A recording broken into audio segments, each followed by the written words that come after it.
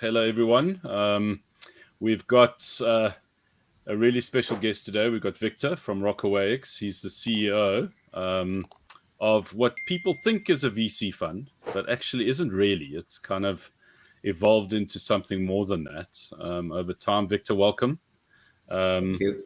It's good to have you. It was good to meet you in Lisbon. I mean, obviously, a lot has happened since then. I know you went on holiday and we had a good time in Lisbon, but obviously the market's taken an interesting turn. Things have happened. Thank you for joining us. It's nice to see you again. So tell us a bit about yourself, what you do, and welcome, man. It's good to see you. Yeah, good to see you too. Thank you so much for the invitation. So I run RockawayX, which we started as a fund of funds. So we invested into Verify, Multicoin, Polychain, Pantera, now A16Z Crypto and other funds. And we also started with direct investments. So for example, we were seed investors in Solana in 2019, March 2019, when we met Anatoly and Raj in 500 Startups incubator in San Francisco. And since then, we built up kind of like a company which manages $500 million. Most of it are our VC investments, there's 300. We also have a market neutral liquid hedge fund, which is providing loans to market makers, for example. That's around 50 million assets under management. And then we have a large engineering division where we manage around $150 million across staking and labs. Together, we are 34 people. I mean, that's like a really short introduction, but it's like it covers so much. I mean, and this was the interesting thing when we first met and we first chatted. It was from our perspective, it was like, okay, cool, we're going to go and meet someone who VCs. They were one of the original VCs and investors in the Solana ecosystem. And, that was it, and then you obviously gave us this introduction and it was like, okay, wow. So there's a lot more layers here. And I obviously, the reason why I invited you on the show and to speak with us is that, firstly, I wanted to just kind of understand, and also for our community to kind of like understand, like, what it is that you guys have done and how your business has essentially evolved. Because it seems like that's what's happened. You started out doing one thing, and now I know that your background is primarily from an engineering perspective, and that's kind of like your baby. That's what you love, and it's really like what makes it tick. Can you just go through the process of, I want to get into the Solana thing. I obviously want to get your perspective around Solana and particularly what's coming for the future, because as we know, there's a lot of fear, uncertainty, and doubt around that. But let's just start from the beginning. You guys started out primarily as venture capitalists, right? So you went in, you invested. So how did it grow from there? How did you guys get into the infrastructure side of the business? That's a really good question. So initially, our deal flow was generated mainly through our fund of fund strategy. So other VC funds, we were kind of like sharing deal flow with them. We had like monthly exchanges, calls, and we openly shared our deal flow. This was throughout the crypto winter 2018 and 19. This whole deal flow sharing stopped when Bitcoin hit $67,000. Then there was just too much money and nobody wanted to share deal flow anymore, especially like with some VCs from Central Europe. So then we started to think, okay, so how do we actually help our projects beyond just money? Because in 2018 and 19, money was the value. Like if you ask Anatoly from Solana, he says there is only one value add of VCs. It's to basically bring their companies through the crypto winter. So then we thought like how we can help beyond that. Actually, it all started with Solana because we started to run their validator while Solana was still in a testnet. And so we bought like Dell EMC computers, those big, large computers, which sound like airplanes when you boot them up. And then we put them into a dedicated data center. So we are not using like a cloud solution like AWS or Hetzner, which is actually now Hetzner is turned off now for Solana, but some other Cosmos networks are still running on Hetzner. So we put our own hardware into data centers, and then we were just discussing with portfolio projects, hey, like how can we help further? And they were like, well, now that you have a validator, maybe you can help us manage a community within Discord, because like validators are decentralized, which means it's very difficult to manage them. And there needs to be someone who sets a roadmap, who makes sure like everyone's updated to the latest version. And we often do that. We create like roadmaps in Notion and then help everyone to bring them up to their latest version, like we are doing, for example, for Vega protocol, another portfolio company which we have. Actually, Vega will be launching a mainnet on the testnet 2 weeks from now. It's a decentralized exchange for derivatives. We're very, very much excited about. And then we just kept talking to portfolio companies, and they were like, we are afraid of hackings. So we started a team doing smart contract audits. So now we have a dedicated team of 12 engineers, 6 on Solidity, 6 on Rust, who are doing smart contract audits, and they did smart contract audits on Marinate, for example, Layer 0, dBridge, Axelar, 1inch, and other basically our portfolio companies, but also not our portfolio companies. And then we just kept talking to them, and they're like, hey, why don't you also build applications? So we built a labs division, and the recent products from labs, it's observatory.zone. If you go on a website, observatory.zone, it's a dashboard for decentralization for the Cosmos ecosystem. You can see all the Cosmos chains, including the main one, Cosmos Hub. And you can see not only like validator decentralization in terms of staking, which like how many validators, for example, you need to combine to reach the Nakamoto coefficient, meaning like they control more than 33% of the stake. But it also calculates this Nakamoto coefficient for across internet service providers and geographies, which is important because like as a founder, you don't want your chains to stop when Hetzner decides to basically use their terms of service and kick out all the proof of stake validators of a certain chain, like they did for Solana. So Solana lost kind of like 20%.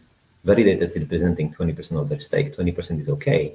But if you look at observatory.zone, some of the chains have more than 33% on Hetzner. And that's very valuable for founders because decentralization is important from security perspective, and they can immediately see how their network is decentralized there. You are muted.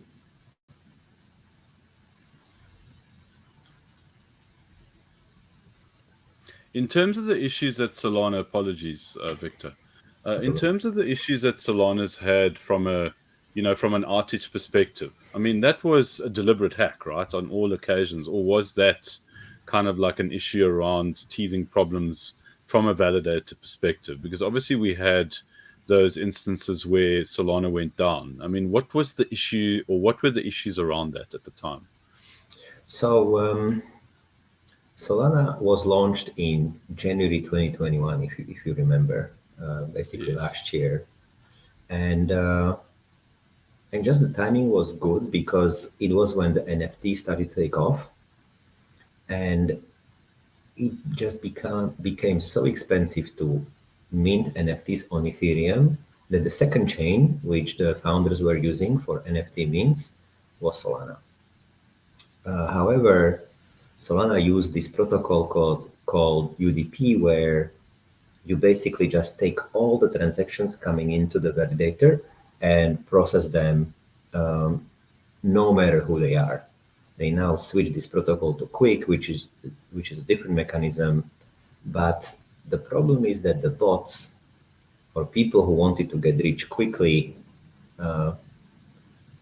they were attacking different validators with, we can also call it like DDoS attack, so denial of service, in order to make sure that they would mint those NFTs and not other users. We are running a validator ourselves. You can see the validator's dashboard on a website called grafana.rbf.capital, grafana.rbf.capital. And our validator was sometimes receiving like 6 to 9 gigabits per second. That's a huge amount of data. And how the bots were able to do it is because each epoch Solana is 3 days. So it's known in advance, 3 days in advance, who will be the next validator validating next transactions. And they just kind of like send so many transactions into your validator that the validator wants to process them, takes them, puts them in the memory. But our validators were running out of memory just like everyone else. And that basically just shuts down the validator when it runs out of memory and shuts down the network.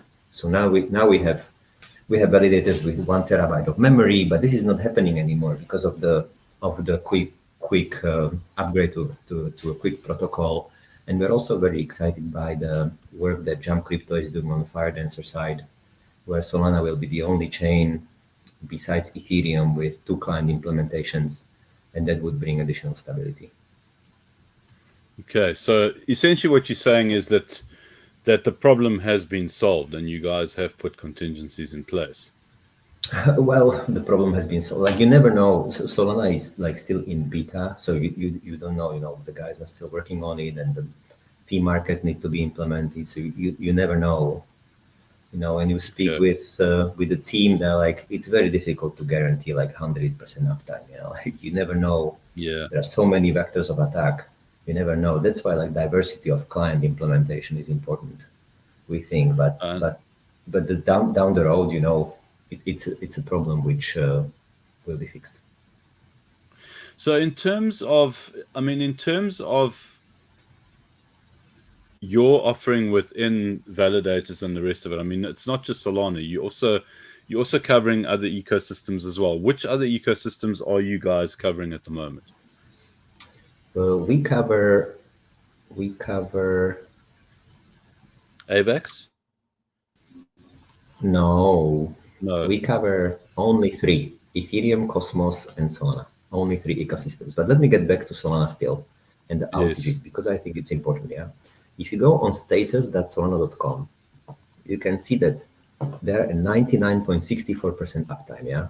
Like, even some traditional products like WhatsApp went down, if you remember, I think 1 month ago for 3 hours. It was a problem globally, but even like WhatsApp, Facebook, and Google, those are services which sometimes go down. So in our view, it happens.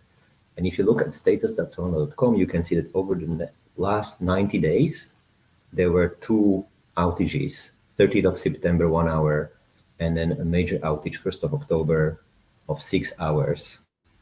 And but this last 90 days, if you calculate over 1 year period, it's like the uptime is still like 99.5%, which I think for a chain in beta is okay.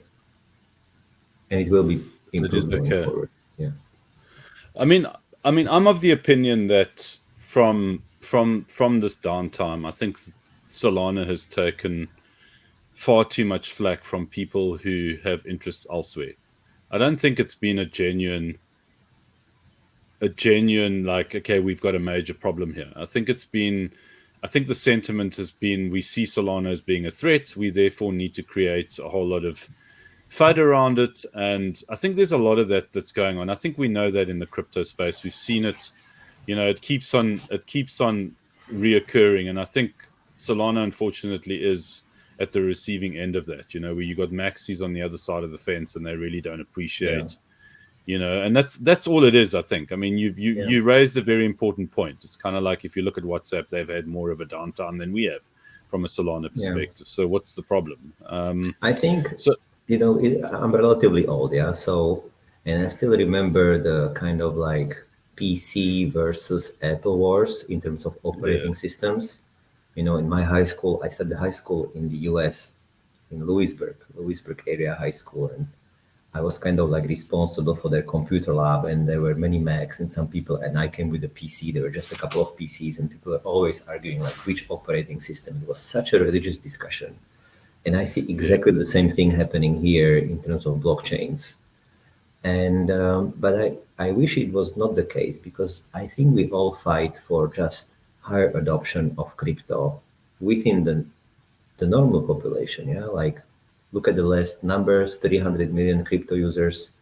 It's like such a small amount, like 2% of the overall internet users. So So I think we have a long way to go, and it would be better if we stick together.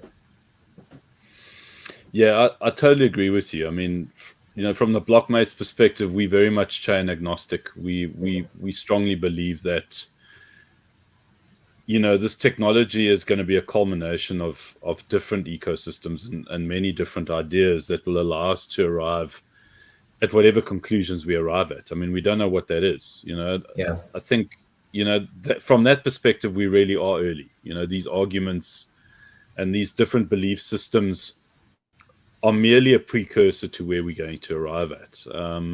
And what I enjoy about what it is that you guys are doing is that you are completely and utterly looking at this thing from a holistic perspective. You're taking a very much top-down view, and you're saying, what is this technology all about? Where can we add value? Obviously, where can we make money? But at the same time, putting in the infrastructure and putting in the cold hard cash where it counts. And I think there's a lot of people saying a lot of things, but it's very refreshing to see that it's not just about, like you said, it's not just about the money. It's about how do you take it a step further.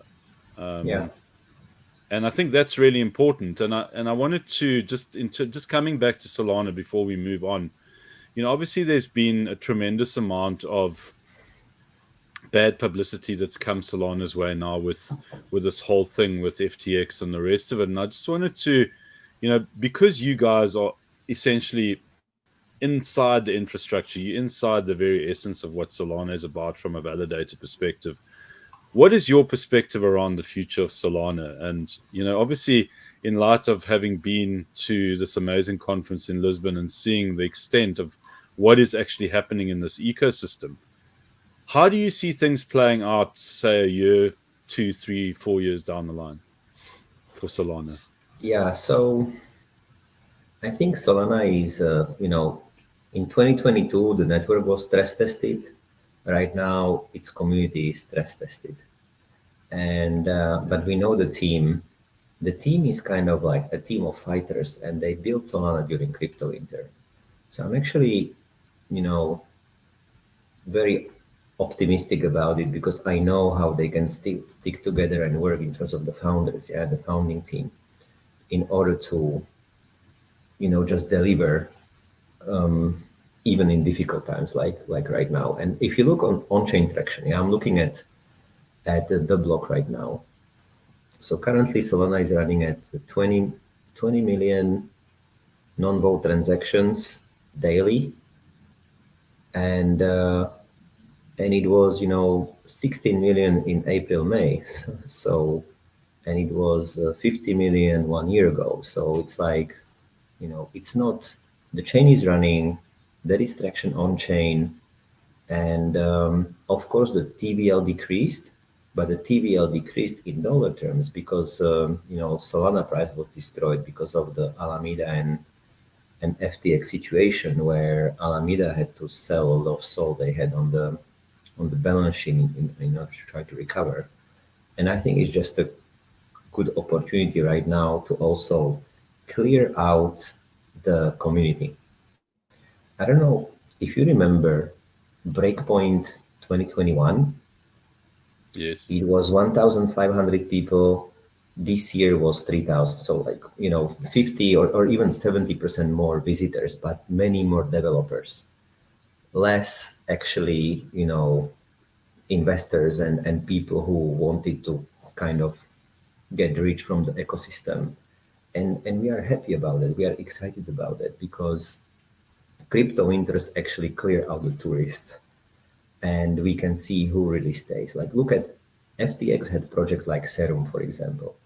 As soon as it was clear that FTX went down, then there was a community which forked Serum and created a new protocol, community driven by Mango Markets and their efforts. Yeah, so the community is strong, and I think it's just right now what we need is the trust of people to to come back in, because for some reason crypto is a sentiment driven industry, and the sentiment was that it's an FTX chain, but I think this is something which we need to now change. Great. I totally agree with you. And it seems like that is going to land up happening just purely because of the kind of culture that is present within the Solana community. I think they definitely, I agree with you.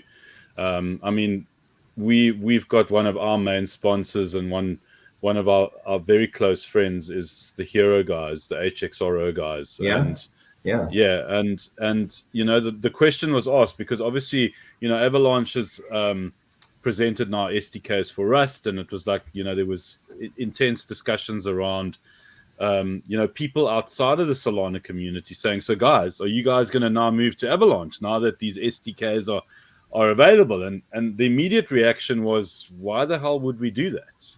You yeah, know, we know the ecosystem, we know who we're dealing with, it's cheap, it's fast, it's getting better. We've got Fire Dancer that's just you know hit the rails now, and it's like why would we yeah. want to go anywhere? It's kind of like we've got the support, we're not Yes, going anywhere, and it was really cool to see that, you know, yes, and it's yeah, nothing good can come out of an ecosystem shutting down for crypto as a whole. yeah. You know what I And I mean? can It's tell like you, yeah, we know that there is, for yeah, example, Binance and BNB chain going actively after Solana projects and trying to convert them to go on BNB chain.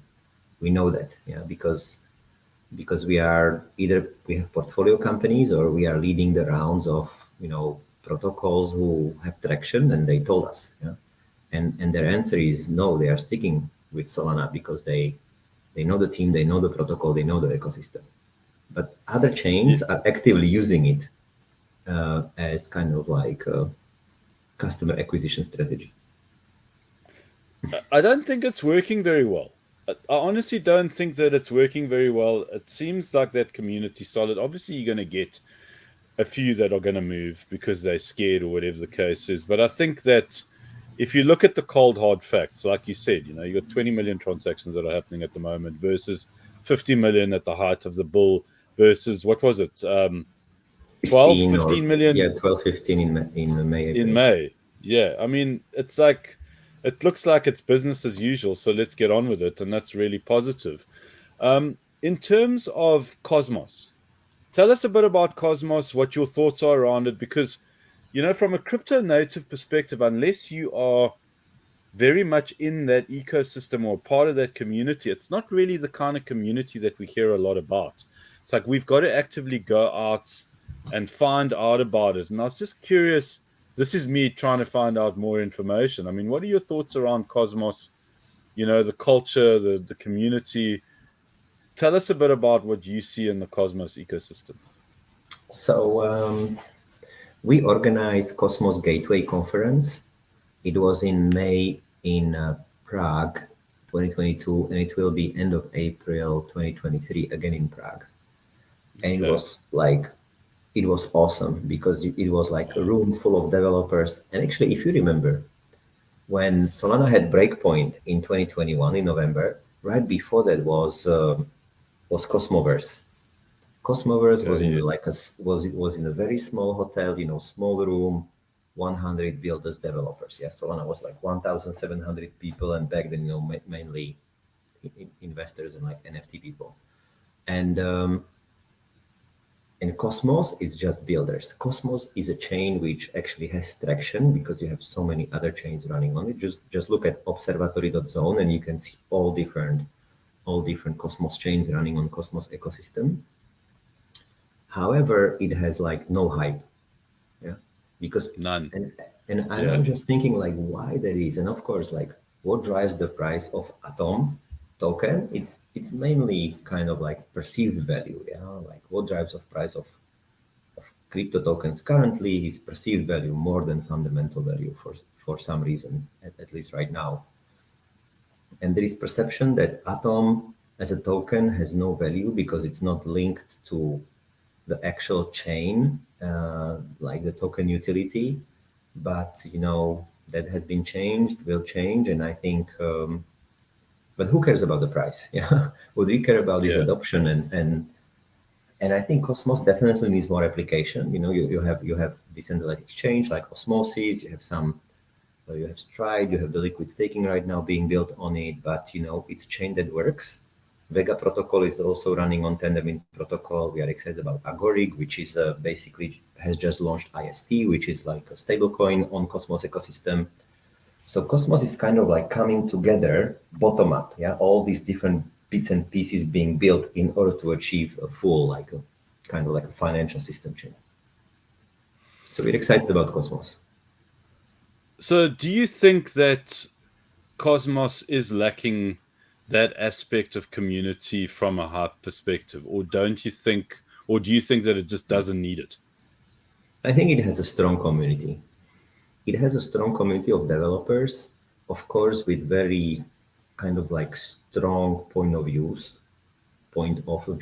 on some aspects. So, for example, the Atom 2.0 was, recently non-voted for. So there is, of course, like some kind of internal politics going on. But I think what Cosmos does not have is like, retail investors would be excited. It does not have the hype, Yeah. which Solana did. And now Solana has negative hype. But ultimately, It, my belief, and I'm like a financial guy, yeah. So ultimately, I believe the speculative value and the utility value will converge. Although right now it's not the case.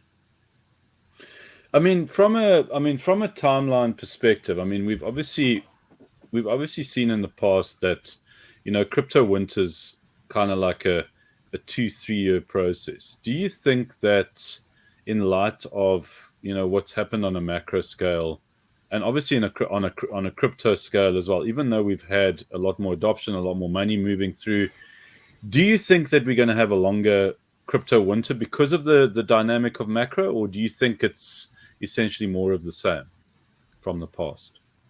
No, I think it will be longer. I think,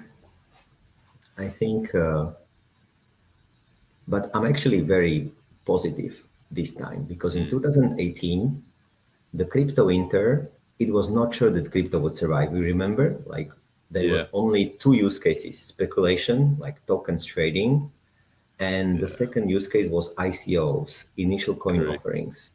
Yeah, We had no DeFi, we had no web3, we had no gaming with tokens, we didn't have NFTs. These are clear use cases. Like, how do you prove that you own something on the internet? You cannot. You can take a picture of like a neighbor's Ferrari or Louis Vuitton bag, but you do on the internet without blockchain, you cannot prove that you own something. And this is yeah. just, in our view, complete revolution. And not many people in the traditional world understand this.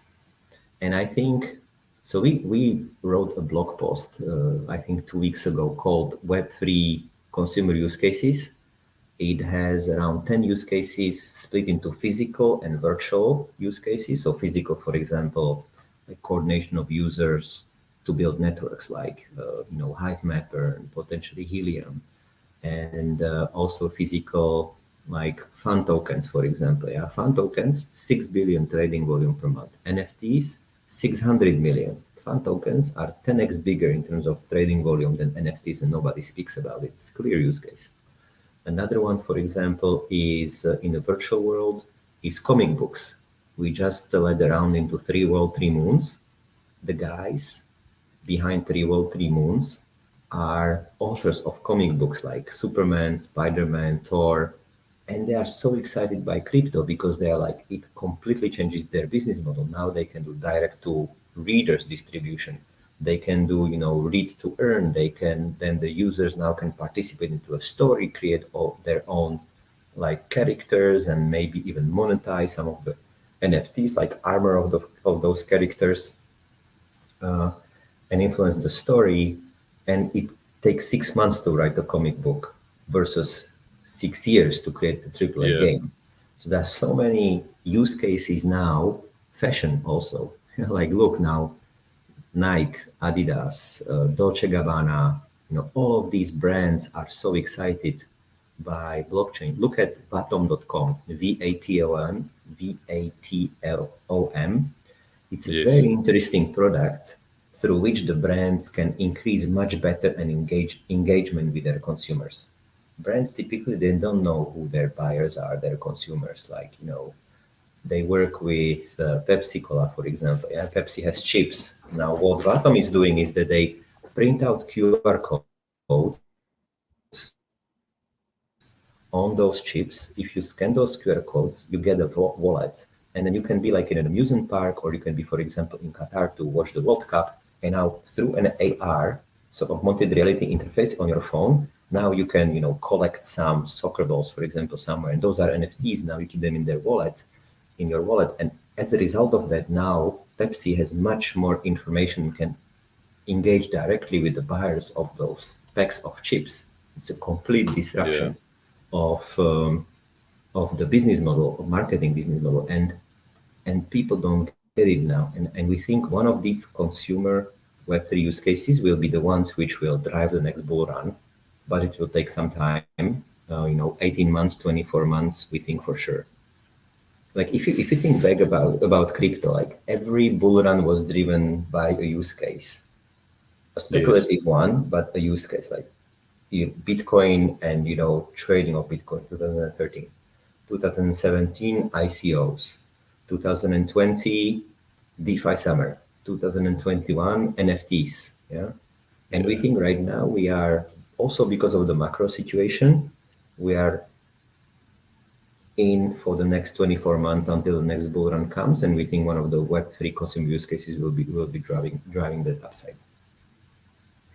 It'll be interesting to see, how right you are. We will reflect upon this, and I'll pop you a message when it starts again. I'll remind you of this conversation. But I Yeah. completely agree with you. I mean, it always is that one catalyst that sparks the whole thing. But we do need that time. We do need that period where we need to kind of consolidate and kind of come to terms with essentially all that's happened. I mean, we've had an incredible 2 years. I mean, obviously the last year has been very, very, very interesting, but very, very difficult in many ways. Mm. But I believe that obviously in terms of what it is that we do and engaging with projects, what we found is, and this is something that you and I haven't chatted about, is that we've found, particularly in the last 3 to 6 months, that the quality of the projects that are coming to us for commentary, for opinion, for advisory stuff have been exceptional projects. I mean, I'm seeing stuff that is really, really interesting. Um, and in terms of the DeFi context, and obviously with what's happened around centralized exchanges, and I want to ask you about this because I know that you mentioned a, um, a decentralized project that you guys are working on. And I'd love to speak about that, but it's essentially exchanges that are no longer centralized, the GMXs of this world, and all these new ideas that are coming to the fore. I mean, how much bigger do you think DeFi will be in the next run, and obviously building up to that over the next 2 to 3 years? Um, I think DeFi is a critical use case, yeah, because so here's what I think. I think the next bull run will be driven by Web3 consumer use cases, as it like, for example, activity gamification, Steppen, gaming, comics books. As a result of that, people will earn tokens, and then they can use DeFi in order to, change those tokens, lend them, borrow, use them for other financial activities. So only then DeFi will become a critical piece because people will natively own crypto by those use cases. And and then I think DeFi can be, from, I don't know what's the market cap of DeFi right now. Last time I looked was like 45 billion. It can be, 10, 20, 20x more than that. So we are very Yeah. bullish about DeFi. We are actively looking, for example, for yield generating protocols. Very excited by protocols like Friction, for example, Ribbon. So Friction is Friktion on Solana. Yes. They're automatically generating yield through option strategies, Rockstar team, Ribbon similar. We are also actively looking at, for example, insurance protocols. We think insurance needs to be built out even more. I would like to see more kind of even like real life assets to be used in DeFi. So, things like Centrifuge and TrueFi, Maple, I think have place in this world. And And then, if this is fulfilled, then DeFi can be even 100x from what it is right now, because the traditional financial system is trillions of dollars. Like equities is 250 billion across the world, and DeFi is much smaller than that. In terms of decentralized exchanges, because I think the DeFi narrative right now is where is the real world case being imitated in the DeFi context. And right now we know that decentralized exchanges are essentially the shortest and easiest path to that. You obviously have spoken about kind of like the option side of it. There are a couple of ideas around bringing property into the DeFi space, tokenizing the value of property. We're about to launch an article on a protocol today. Actually, it's going to be we're going to release it later on today, around obviously transferring real value in the real world into the DeFi space through tokens and the rest of it. What do you think the next kind of big movement in the space will be, besides obviously the NFT context? Because I think the NFT context is very much entrenched. The fan tokens, I think that's a brilliant example. Thanks for reminding me about that, because it's not something that we speak about, but as traders, traders know, traders will see a fan token, they're like, why didn't I know about this? There's money to be made here. But what do you think the next thing will be besides insurance? Where do you see the real life use cases coming into the DeFi space for adoption? Personally, I like protocols like Credix, for example, Credix, where they actually help. So, for example, you can lend your money to like counterparties doing financing of used cars in Brazil. So they are kind of the bridge between, crypto investors and real life companies which actually need financing. Yeah, Credix, Centrifuge, and that's where I see potentially immediate opportunity, because DeFi is not generating yield at all right now. Look at Compound or look at Aave interest rates. You have much more interesting interest rates in real life, and those protocols could bridge that gap. We have a hedge fund, like a hedge fund structure. It's based in Liechtenstein. It's the largest fully regulated fund, crypto fund, blockchain fund in Europe, and we are generating 13% in a market neutral way for our investors. And we mainly use right now loans that we give out to market makers. So let's call it CFI. We also do automatic loan provision to exchanges like Bitfinex, because on the other side, you have some traders there is a market for loans. So they're offering the loans they would get at some terms. And then we are calculating and taking the portfolio, providing liquidity there. And third activities or investments we are doing on that front is actually financing through DeFi real life use cases, like for example Credix. So this is where I see immediate opportunity, especially during this crypto winter, during this bear market, because the real world provides better yields than DeFi. Brilliant. Thanks for that. I think the next thing that comes to mind for me is, how do you position yourself in a crypto winter, especially in as a CEO, as a business as large as yours? How do you lay foundations and cultivate relationships and invest in projects? What is your main strategy around approaching things? Do you find fresh ideas, or do you go and find projects that have tried and tested ideas and then invest in them? Yeah, so we just work much harder right now in a crypto winter. Like, as you say, like I took a week off to just kind of breathe a bit, but we just work much harder right now than before, because we have a portfolio of 60 entities, 25 funds, and 35 projects. And now projects really need us. Like Solana needs us. Solana did not need us in the bull market. Now they need us. And but we see, just like you, we see still very interesting projects, and whether it's comics, like I mentioned, whether it's like gaming gaming protocols, whether it's DeFi. We also look at infrastructure in terms of developer tools. We're looking at BlockTorch, for example, right now. It's a solution which helps you as a developer to listen, to observe all different like states that you get as an app. So, for example, an RPC node is down of Infra. BlockTorch tells you, or it tells you, creates like a dashboard, like what is the TVL about different addresses that you have of users connected to your DM. And there is no such solution today. However, in the like old world, you have these solutions of observation, which are already there. Those are big businesses. So there is still so much to do. So we just work much. We just have to work much harder than during the bull run. And I would say hiring is right now critical for us. Yeah, we are 34 people, but we want to be 52 as soon as possible.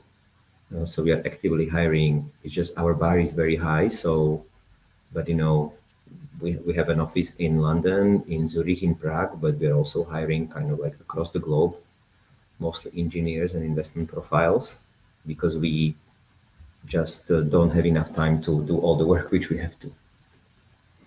We're actually in the process of launching a job site, by the way. Yeah. So that was one of the things that obviously came out of this thing. Just coming back to the question that I asked you earlier on, in terms of like, how long do you see this crypto winter being? And you put it quite beautifully in that 2013, it was just about trading Bitcoin. In 2017, 2018, it was ICOs and speculation.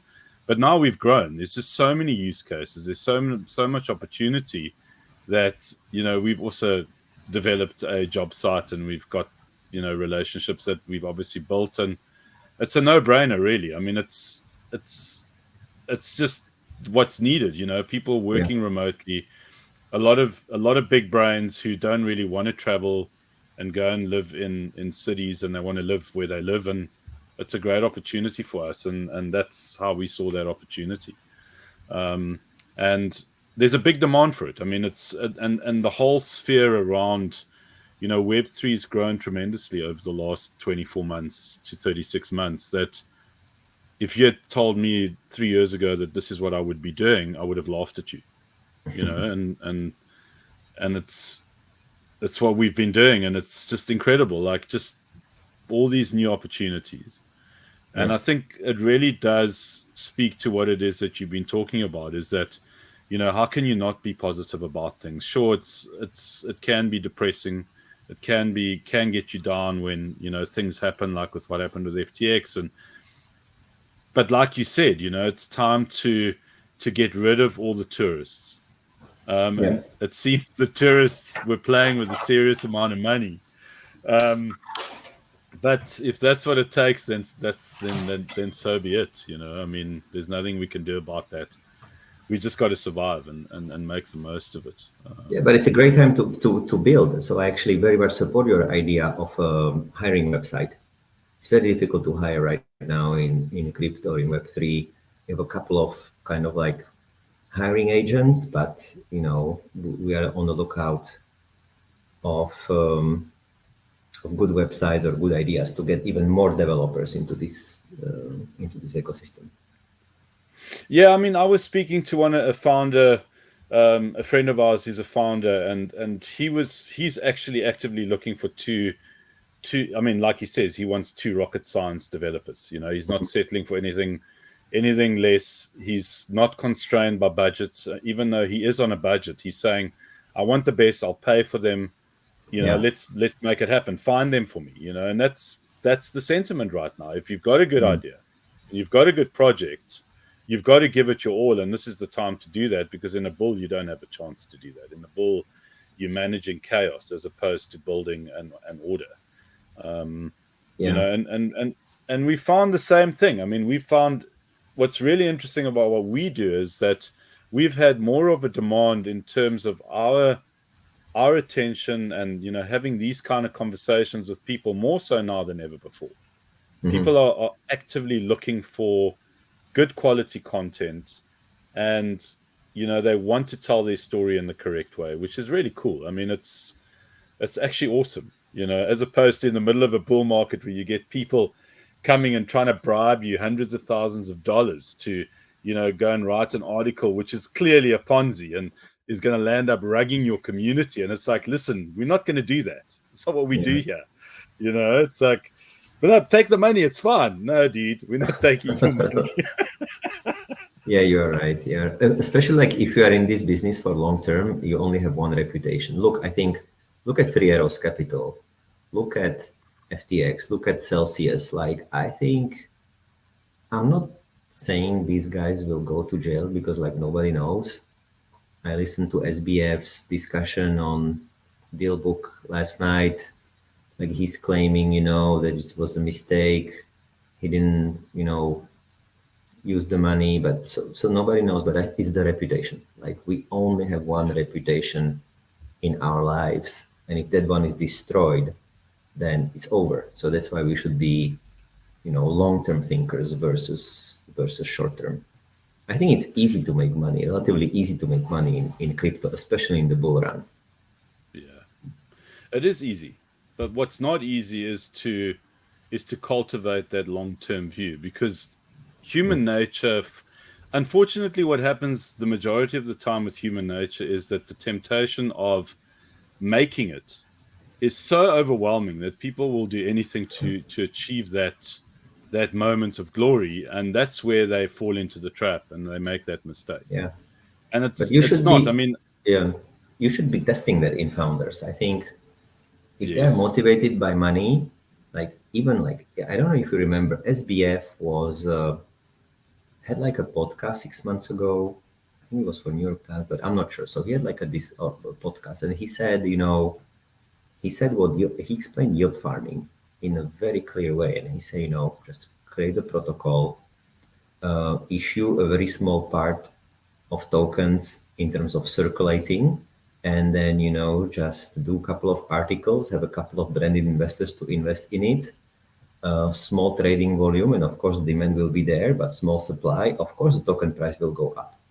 So it was relatively easy to have 100 million fully diluted market cap company that you as a founder create, and then immediately you think like a rock star. You go to clubs, you buy those Dom Perignon champagnes, and I don't see this anymore. It was the case in Art Basel last year. I don't know if you were in Art Basel in Miami last year. It was crazy.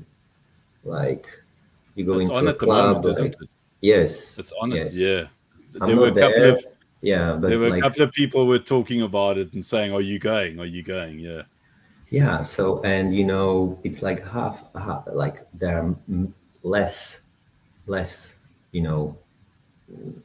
crypto people showing off their wealth because they are poor again, which I think is a good thing. I remember Crypto Winter 2019 San Francisco Blockchain Week.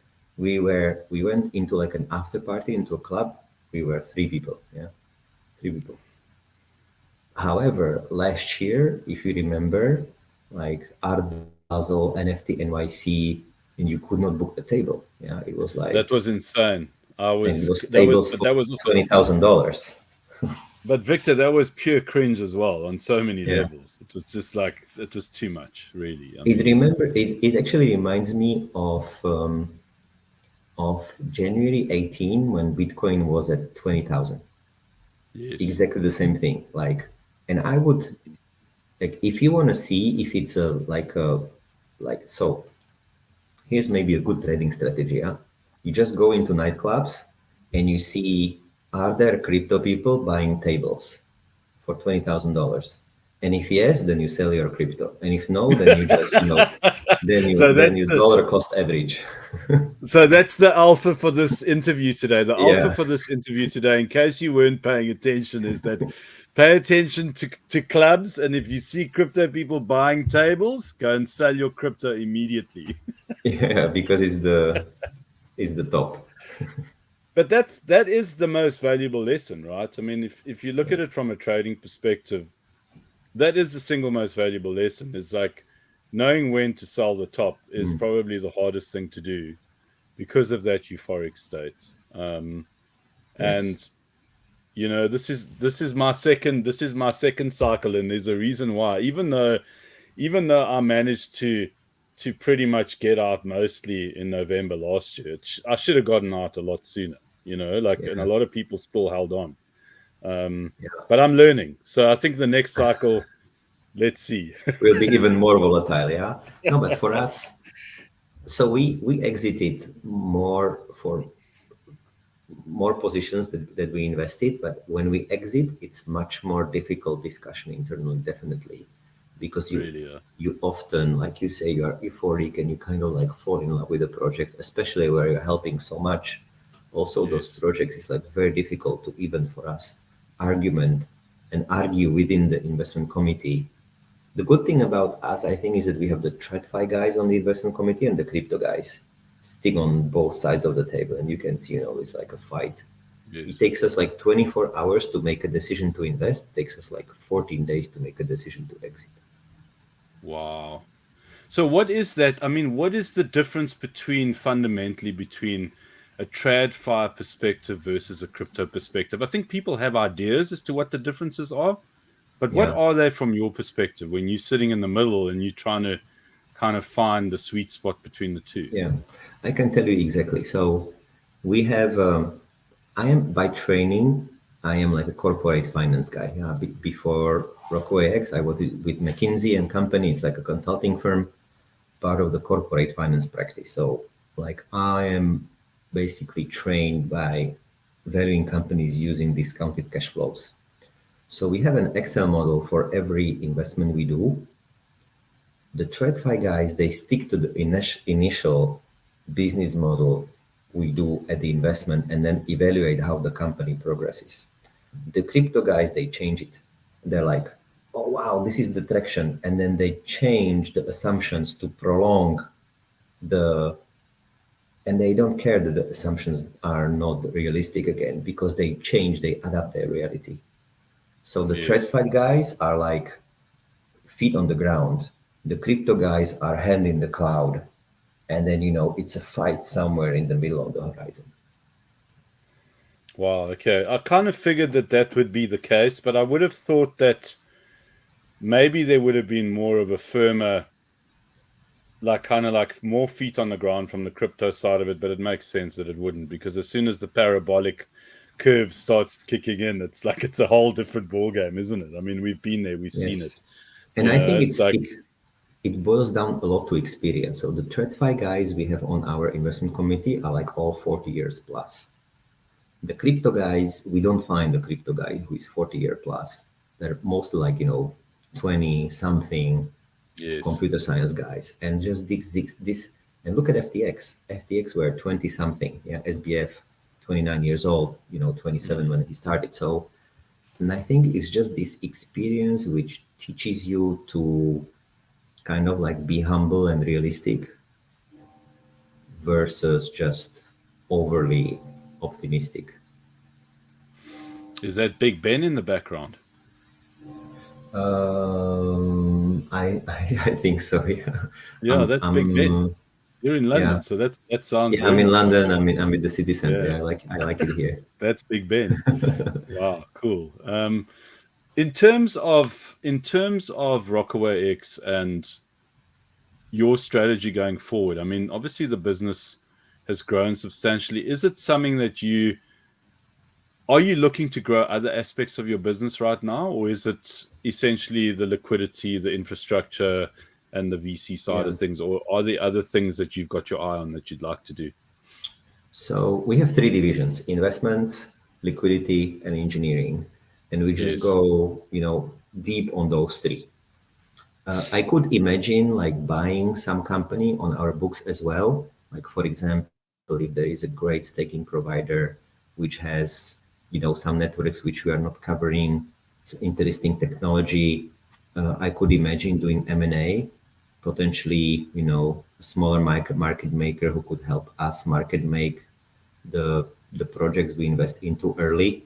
I could also imagine, so maybe outside of these three or within the investments, I'm also doing more M&A to like acquire companies, a bit like Jump did with Certic One when they basically acquired also got Wormhole. I think that's what I want to do. But just other than that, it's just being really there for Europe and European founders, and also for Europe in terms of like US and Asian founders if they want to grow their communities here. And I think crypto has been global, but it's going to be more and more regional because of what comes out of FTX, where basically there will be more regulation, and regulation is always regional. I think Europe, we need stronger players here. American VCs raise, $4.5 billion, A16Z paradigm, $2 billion. We don't have PCs or builders large like this in Europe, but we need them. I don't know if you saw the latest Atomico report called I State. haven't. I haven't Yes, seen it. state of European tech. They say that in traditional VC, early stage companies, only 5% of European startups are invested by American capital. In crypto, it's 30% of European startups are invested by American capital. So actually, Americans are much more active in European startups in blockchain crypto than they are in traditional startups. And I think it's not fair. And I think we need to be better in Europe supporting like the brains we have versus leaning on US capital and then kind of providing the value we create over the ocean, across the ocean. I've met some really good European devs and Yeah. founders, like just the coolest guys. Just find them to be a lot more fluid in their approach to things. I suppose it is very much a Euro thing, anyways. And Yeah. but there's not a lot of them. You're 100% correct. It seems to be obviously a lot of Asians and there's a lot of Americans, but we're not seeing Africa starting to grow now as well. Obviously, I'm based in Africa, and I'm seeing there's a lot of discussion around African, blockchain, like crypto natives that are coming through. I mean, South Africa is very popular for that. I think Kenya, Tanzania, obviously Nigeria, because they've, the folk there have always been cornered from a, banking perspective. Yeah. But don't you think that Europe is the way that it is because, European Union and regulation around that hasn't been clear? Or do you think it's just not something that people have taken No, to? I think we have developers. I think, like, look at Sharding. Sharding white paper was first created out of ETH Zurich in Switzerland, when it was implemented by American companies. So I think we have developers, we have researchers. What we are missing is like local capital, but US VCs have raised much more money. That's why they are more active here. So I think we need more institutional investors in Europe who would be supporting crypto. It's very difficult to fundraise here. Look, like the biggest funds maybe raise, I don't know, 100, 200, maybe $300 million max here in Europe. Yeah. So we need investors who are more risk takers and open-minded here in Europe, just like they are in the US. In the US, you have pension funds, endowment funds, fund of funds already investing into crypto. They know it, they understand, they are active. In Europe, however, we do not yet. It's high net worth individuals and family offices, if any. So it'll be interesting to see how that develops over time, and whether, I mean, imagine in 2-3 years' time you've got a European market that is contributing the same as the US market or close to. I mean, that'll just take crypto to such an incredible level. Yeah. It's another, for me, like it's another potential like bullish indicator. Once we get more and more institutions, then of course more capital flows into this industry, and then like, market cap will raise. What is the market cap now? Like 900 billion, maybe 800 billion. 930 billion, yeah. Yeah. So it's small.